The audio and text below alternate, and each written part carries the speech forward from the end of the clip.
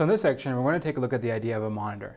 Now, a monitor will end up being a little bit of an OOP concept, but for the sake of having well-rounded coverage of process synchronization, we'll cover them here in this chapter as well. All right, so let's take a look at some code fragments real quick and try to see basically what happens right if we were to run them. Right, so let's say we're using semaphore, and we know semaphores, we know mutexes. They're very useful things, right? But just imagine, somebody's writing code, right? And you have your code, your program, right? Is millions of lines of code, right? You have semaphores, whatever being used somewhere. How could what could your code look like, right? Maybe it looks like this over here, right? This is I'm showing this over here as program A. So just read this. Let's look at this code for a second, right? So I have a signal, critical section, and another signal, right? This is just some program out there.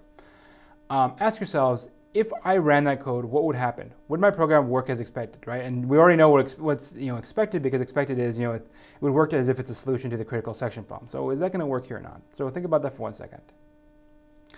Well, here, right, it's not really going to work out, right? So I have signal and signal. Basically, what's going to happen, right, is I'm going to sort of increment, right, or make available my resource twice, right? So here, right, I'm basically not acquiring it, because normally, right, for a mutex, right, or semaphore, I should try to acquire that resource, right, do my stuff, and then release it. Here, though, right, I'm just, I'm doing my release right before I even got a hold of it, right? And so this code here, right, basically it'll be non-blocking. So whenever my program runs, it'll always jump down the critical section, regardless of whether or not that mutex is available, right? It'll always go there. So that basically is not going to work properly for us, right? So that is an issue. So somehow, right, there's maybe the sense that, I need to be careful, right? When I use a mutex, when I use a semaphore, I need to make sure my lines kind of are in the right order. Otherwise, something bad may happen. So jumping down, let's take a look at example B, right? So this is example B over here. The order is a little bit different, right? So we have signal first and then await, right? Instead of just having two signals. So for sure, I'm going to basically be able to run the first part, right? So that signal there, right, basically is going to always work, right? It's always going to, say that mutex is, it can be released, right? Even if I don't own it, I can still release it, which is dangerous there. And then I run my critical section code, right, and then I do my wait. And my wait, right, is going to basically consume the signal that I did earlier, right? So all of a sudden I'm going to have, none of that resource left at the end, right? So over here, right, in the first example, my mutex, right, would have been basically set equal to 1, right, to show that it was available. Because I just had signal and signal. Over here, I would have had the very end m equal to, be equal to 0, right? Because I basically consume it with that wait command. And so in the top one, right, I can basically, I'm generating resources for free, versus in the bottom, versus in the middle, where I'm basically, getting stuck, right? I'm locking it in and saying, okay, I'm good. There's no process after this code runs. So I'll run at least once, right? And then I have the issue of, nobody else will be able to get a hold of that mutex because I've waited on it, I've really consumed it, and I'm not going to come back and signal it later on. So it's going to basically be broken in a different way. The last program I have over here, right, program C, is just waits, right? So I wait and wait. Well, in this case, I'm basically just going to get stuck, right? So if I don't have signal, I'm going to essentially consume that mutex, right? So initially, right, maybe my mutex, is available, in which case the first wait will work, right? And then my critical section will run. But then, below, right, that second wait command. The second wait command doesn't have anything to grab onto, so it just, will pause there, right, and freeze forever, right? Because I'll never get, resource available. If the mutex, right, is not available by default, right, then I'll have to wait at the very beginning as well, right? So in general, right, the second program here, right, it'll, if it is allowed to basically to proceed, it'll end up with being our mutex equals 0 thing at the end, right? So nobody will be able to use that mutex afterwards, right, because I've consumed it, right? Normally we have a signal and a wait, paired together, right? Here there's just, just waits. So whatever happens to be there, right, that'll basically have been, eaten or destroyed by those wait commands, and nobody else will be able to claim that resource. The resource is basically just vanished. So this is an issue as well. Overall idea here is basically that we have to be really, really careful when we use a semaphore or a mutex. We need to make sure things are in the right order, otherwise stuff will go wrong. There's only one working order, right? Signal and then wait. So how can we try to fix that? We'll actually try to fix it by managing this code, right? So it would be nice if somebody could basically manage using signal and wait, appropriately. And that's exactly what a monitor will do. A monitor will be basically a class, right, where it can guard each of the functions in the same way, right? It makes life a little bit easier for us. Okay, so let's say we have some class, right? And I have some pseudocode on the right-hand side. This stuff is meant to look like Java, but these are not, Java keywords per se. So let's say I have a class, right? We're not in C anymore. We're in C++ or Java or whatever. Let's say, right, marked it as a monitor, right? That means it's to have monitor-like behavior. On the right-hand side here, right, what we have, right, this code is kind of like a, it's a standard example of when you'd want to use a monitor, right? So notice if I look at my functionality, right here, my functionality is, this banking stuff, my transaction stuff, right? I have my deposit, withdrawal. These are things, right, that I basically want those operations to happen atomically, right? I don't want to, end up, doing anything else in the meantime, right? I want that, transaction to go through, right? I want to, update my balance, right? I want to, either add something or remove something. I want to be very careful with that.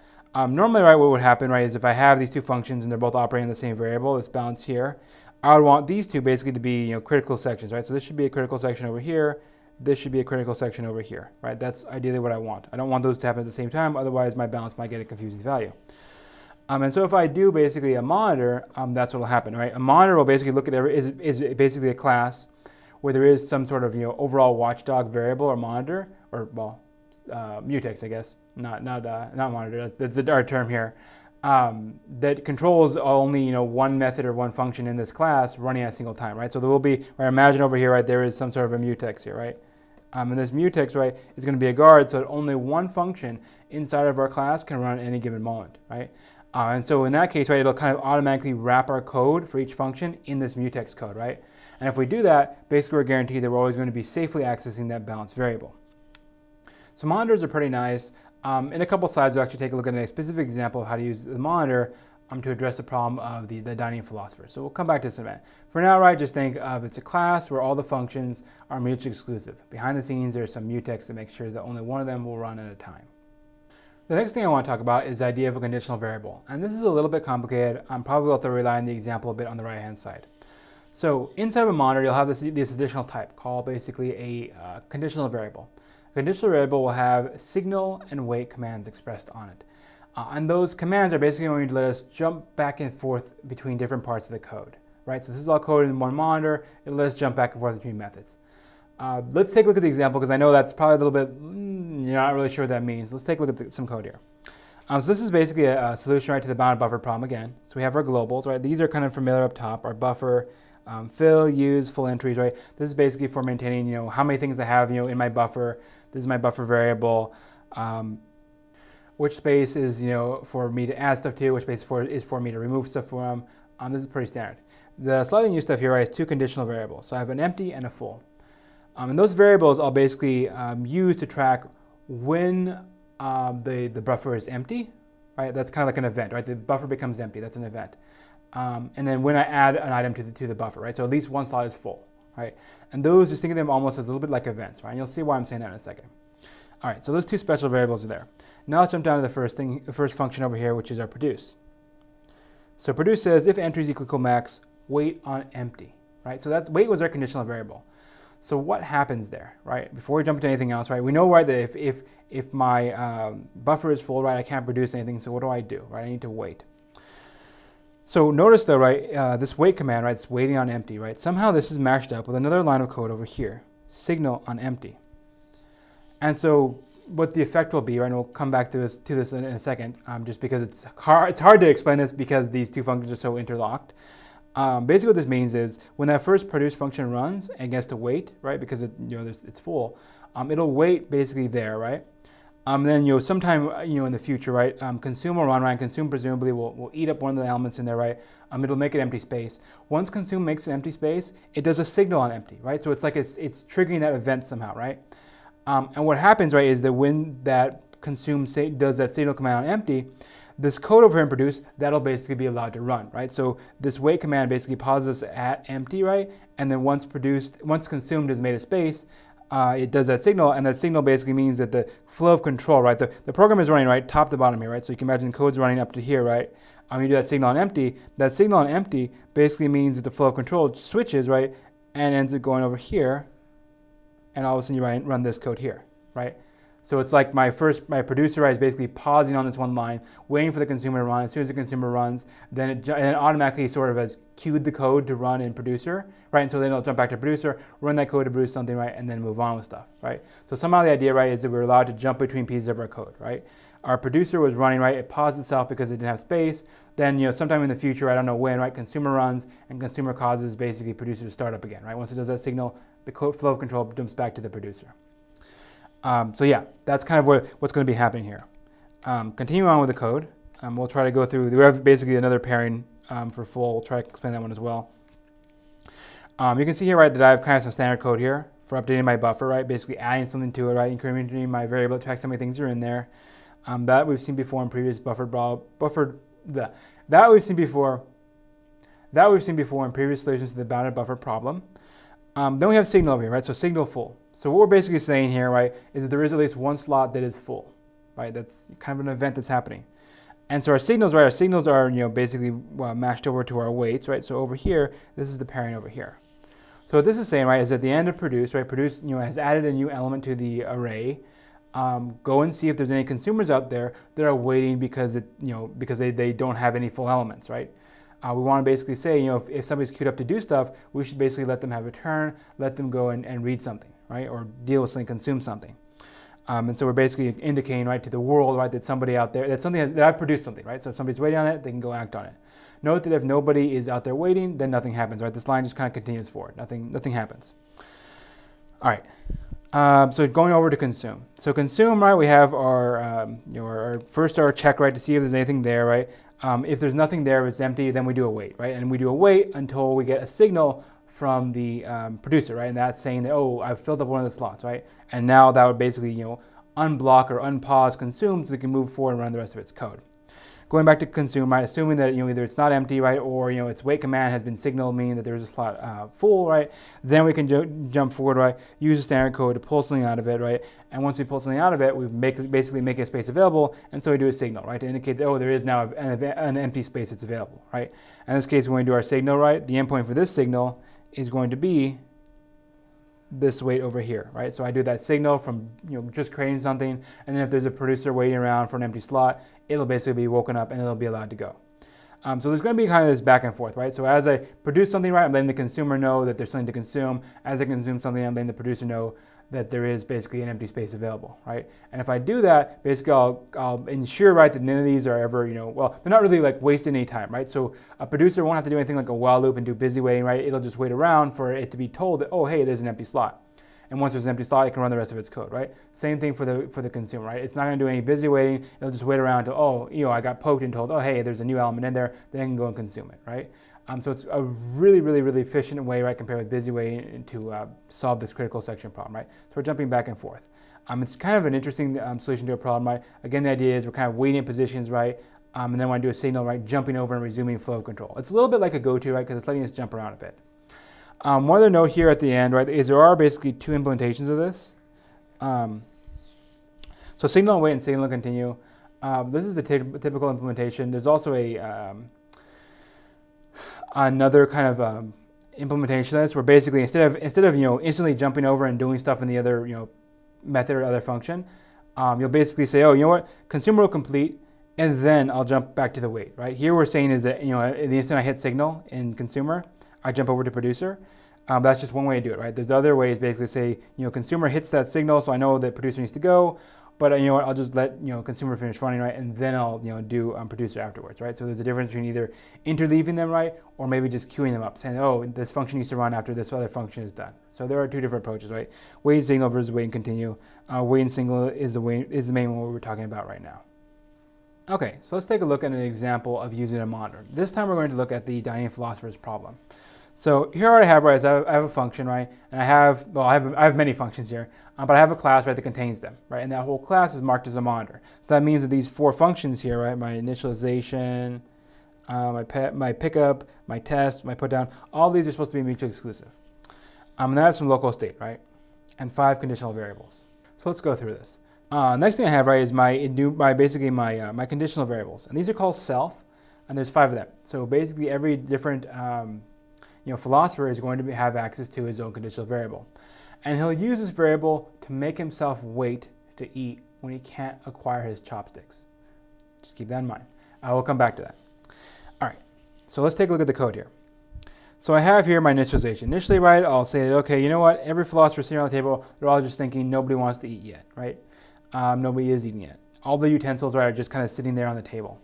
One note about this solution is that we're not going to explicitly model the chopsticks, right, in this version of the problem. In other versions of the problem, we will have maybe like an array that has a little chopsticks in there. Right now, we're going to say, oh, you know what, those chopsticks are a little bit special, right, because that's where my issue is in this problem, right, is that is somebody picking up the wrong chopstick, right, and somebody else isn't able to pick up the one they need in order to move forward. That's where my problems come from. And so basically, in order to address that, right, the way we're going to end up doing, right, is basically say, oh, you know what, we're not going to explicitly model the chopsticks. We're only going to model the philosophers themselves. And you'll see what this gets us in a second. All right, so let's say, right, we're a philosopher, right, we want to eat. So we do a pickup, right? So pickup is, it takes in an index. That's basically what is a philosopher that wants to eat right now. First thing we'll do is we'll change the state to be hungry, right? So that ith philosopher is now hungry, right? So, so let's just say this guy over here, because there's one I definitely don't know. So philosopher A, right? He's hungry. What I do is I use test, right? And test is a little bit of a strange name function. We'll kind of, just go into it, I guess, and see what it looks like inside. So this test over here, basically what it's doing is it's checking to see whether that philosopher can eat right now. So initially, right, I have, in my diagram here, right, I basically have all these philosophers would be, thinking initially. Right, so thinking. And then let's say I just, for A, right, I've made him hungry. So he's hungry. And over here, right, I run my test function. My test function is basically say, you know what, if my current philosopher is hungry, right, so this one over here, and the philosopher to his right-hand side is not eating, right, and he isn't here, he's thinking. The one to my other side is also not eating, he's also thinking, right? If these things all hold, well, then I'm good to go, right? I'm hungry, and there's chopsticks on either side of me to pick up because they're not eating either, right? So I'll go ahead and pick them up. What that implies is that I get to change the state of that ith philosopher from being hungry to being eating, right? And once I do that, right, it's basically going to imply that he's holding on to 2 chopsticks, right? So that's actually how we'll model our chopsticks, right? So we're not going to have specific resources for them. We're just going to say that whenever a philosopher gets to eat, he is holding on to the chopsticks on either side of him. Okay, so he's eating, right? That's good to go. We'll do a signal on self too, basically to say that, I did manage to eat, right? Normally, right, this won't really do anything because, we managed to succeed the first time through. Where that would maybe matter is if I was, a different philosopher, right, who would also call test, right?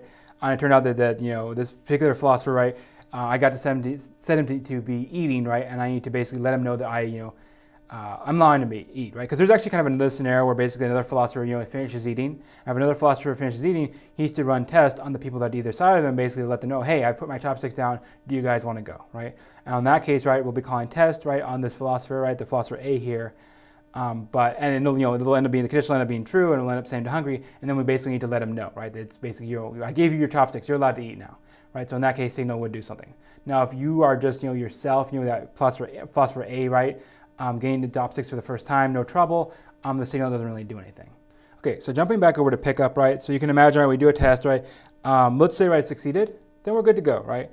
We kind of, don't even need to do anything in the if statement, right? The if statement basically gets, canceled out, right? Nothing happens because I am eating, right? I don't need to call that wait. So then I'm good, right? Philosopher is eating. Everything's good. Okay, so that's one case for pickup. There is actually a second case for pickup where the philosopher can't immediately eat. But before we do that, let's actually jump down to put down to see how that works. So let's say, right, my philosopher eats, he's eventually done eating. He's done eating, right? What I need to do, right, is basically set his state equal to thinking, right? So he's no longer, he's obviously not hungry, right, because he was eating, right? He's done eating. Now he needs to go back to thinking. Well, if he's thinking, that means the chopsticks on either side are free. And so what we want to do is we want to run test, right, to our left and right, buddy philosophers, right? Because if I'm putting down my chopsticks, I want to give somebody else a turn to go. So we run test again, right? And test was basically the thing that checked the philosopher and say, oh, are the things on either side of you okay? Are available, right? If they are, then I can set you into your eating mode, right? So we're basically giving the philosophers on either side a chance to eat. So yeah, that's kind of our basic process. So our process, right, if a philosopher is doing something, right, is basically, somewhere I'd have code that's looks like, pick up, do stuff. Those are supposed to be double slashes in the front, and then put down at the very end.